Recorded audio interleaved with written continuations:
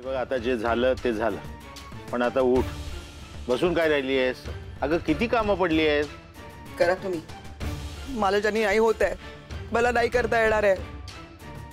आयुष्यात एवढा अपमान नाही झाला माझा, एवढा मोठा अपमान केला माझा. चोर म्हणाले मला.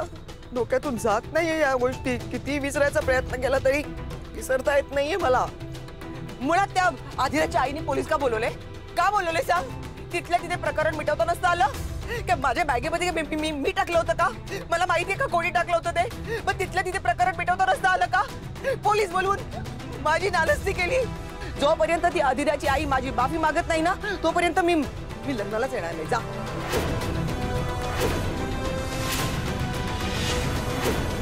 अगं काय बोलतेस तू हे मंदा? उद्या मुहूर्त मिळवायचे आपल्याला आणि तुझी ही नाटकं चालू आहे. आणि हे बघ, तुला जर जमणार नसेल ना तर काही हरकत नाही, तू लग्नाला येऊच नकोस. मी बाजूला सुपारी ठेवतो आणि रोहनच्या लग्नाचे सगळे विधी करतो. सारखं आपलं वर माई मी मुलाची आई.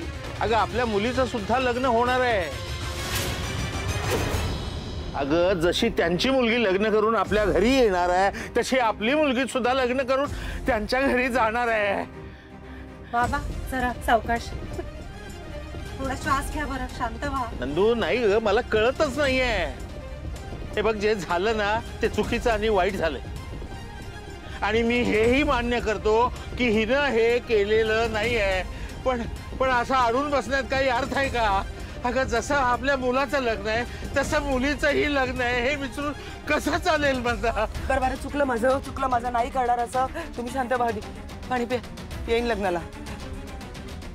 पाणी पे.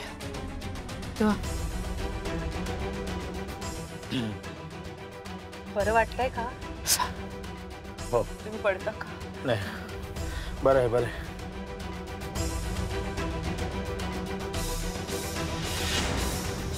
मला कळतंय तुमच्यात वाद झालेत. वाद नाही रे समर, मला वाद घालायचाच नाही आणि मला आवडतही नाही, तुला तर माहितीये. आणि तुमच्याशी कसला वाद घालणार? तुम्ही तर माझी मुलं आहात. फक्त हे काळजीपोटी सांगते मी. अरे पण काही झालं तरी विषय माझ्या लग्नावर काय येतो? अरे पण मेन विषय तुझ्याच लग्नाचा आहे ना आता. हो ना, मग ते करायचं की नाही करायचं हे डिस्कशन्स का होतात सारखे सारखे इथे? मॉम, आय नो रोहन आणि त्याच्या फॅमिलीला यू डोंट लाईक. मला कळतं ते आय एम नॉट अ फूल, आणि म्हणून ते सारखं सारखं सांगायची गरज नाहीये. मला नाही आवडत हे सगळं. आदिरा, आवाज चढून बोलू नकोस. आई आहे तुझी. एनिवे, जे काही घडलं ते वाईट होतं, खूप अनफॉर्च्युनेट होतं. पण आता उद्या मुहूर्त मेळ आहे, त्यामुळे झालं गेलं आता सोडून द्या. हे बघ समर, एरवीची गोष्ट ही नाहीये. एरवी असतं तर ठीक असतं, पण चोरी करायचा प्रयत्न केला त्यांनी. परत तेच again and again you are saying the same thing. त्याच्या आईने चोरी केलेली नाहीये. नसेल केलं, मी कुठे म्हणते त्यांनीच केलंय म्हणून. पण मला तूच सांग समर, मग त्यांच्याच पिशवीत दागिना कसा काय आला? यू नो व्हॉट, मला काही माहिती नाही. I don't have all the answers. Okay, मला एवढंच माहिती आहे की ही एक मिसअंडरस्टँडिंग असू शकते, गैरसमज झाला असेल दादा. पण समर खरंच मला भीती वाटली रे. म्हणजे काळजी वाटली की त्या दुकानातल्या बायका आपापसात बोलत होत्या की यांनीच दागिना लंपास केला असणार म्हणून. अगं ते काही बोलले तरी आपण काय ऐकायचं? ते बोलणारच ना, बोलू देत त्यांना. एक मिनिट, मला आता असं वाटायला लागलं ना की कदाचित तूच मुद्दाम तो हार आईच्या पिशवीत घातलास.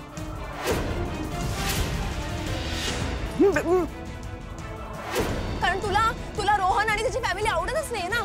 तुला हे लग्न होऊच द्यायचं नाहीये आणि म्हणून तू हे सगळं केलंस.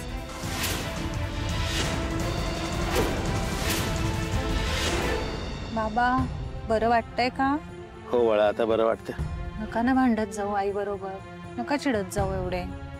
पण एकसारखी नुसती बडबड बडबड बडबड थांबतच नाही. बरं दिसतं का ते? कधी कधी गोष्टी शांत राहून सोडवता येतात हे तिला माहीतच नाही.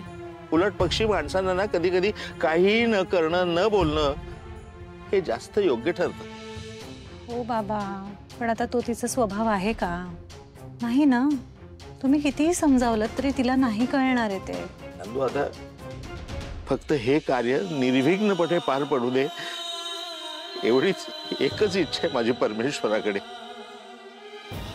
सारखं आपलं मुलाचं लग्न. अरे आहे ना, नाही कोण म्हणतो, पण माझी मुलगी सुद्धा दुसऱ्याच्या घरी जाणार आहे ना. लहानपणापासून जिला फुलासारखं जपलं, जी माझ्या काळजाचा तुकडा आहे, जिच्यासाठी मी आजपर्यंत जगलो, ती मुलगी दुसऱ्याच्या घरी जाणार आहे. तिचं तिला काहीच वाटत नाही.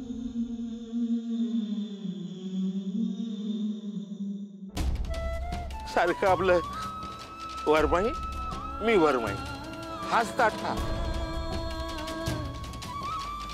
आता माझी मुलगी लग्नानंतर माझ्या घरी येईल, ती पाहुणी म्हणून येणार आहे, हे कळतच नाही का ग तिला? हेच बाकी होतं आता. हिच्या भल्यासाठी बोलले ना मी. काकू हे बघ, तू शांत हो आधी. काय सांगतो? आपलंच नाणं खोट आहे, दुसऱ्याला काय बोलणार आपण? आता कळलं? आता कळलं ब्लेम केल्यावर कसं वाटतं ते? तू हेच केलंस. तू रोहनच्या फॅमिलीला सतत सतत ब्लेम केलंस. तू हेच केलंस मॉम. मॉम, एक गोष्ट लक्षात ठेव. तुला या सगळ्या कंप्लेंट्स रोहनच्या फॅमिली बद्दल आहेत, रोहन बद्दल नाहीये. मी तुला किती वेळा सांगितलं की रोहन इज अ जेन्युइन गाय. इतक्या वेळा तुला सांगितलं, इतक्या वेळा समजावलंय, पण यानंतरही जर तुला असं वाटत असेल की मी हे लग्न मोडेन, तर तू मला कधीच ओळखू शकली नाहीस. यु नो व्हॉट, मला ना तुझ्याशी बोलण्यात इंटरेस्टच नाही, कारण तू समजूच शकणार नाहीयेस मला. अगिरा, काही झालं की असं निघून जायचं. काकू हे बघ, मला असं वाटतं ना, तू आता आदिराला या क्षणी काहीही सांगणं बंद कर. अरे हो, कारण आत्ता जरी तू काही बोललीस ना काकू, तरी तिला पटणार नाही ते. ती हे लग्न मोडणार नाही, आणि रोहन सारखा मुलगा आदिराला दुःखात लोटून तिच्याशी संसार करणार नाही. अशीच जर वेळ आली तर तो तिच्या सुखाचा, तिच्या आनंदाचा नक्की विचार करेल. आणि आता घरात लग्न कार्य आहे काकू, आपल्या हे शुभ कार्य पार पडू दे. आता मध्येच तिला प्लीज काहीतरी सांगू नकोस आणि बोलू नकोस. बरोबर आहे, तुझं म्हणणं पटतंय मला. शेवटी हेच खरंय, माणूस काय फक्त प्रयत्नच करू शकतो, अजून काय. नशिबाच्या पुढे कोणाचंच काही चालत नाही. माझ्या मुलीच्या आयुष्यात सुख असावं, तिला सासरच्यांकडचा त्रास होऊ नये, इतकंच वाटतं रे मला, म्हणून बोलले.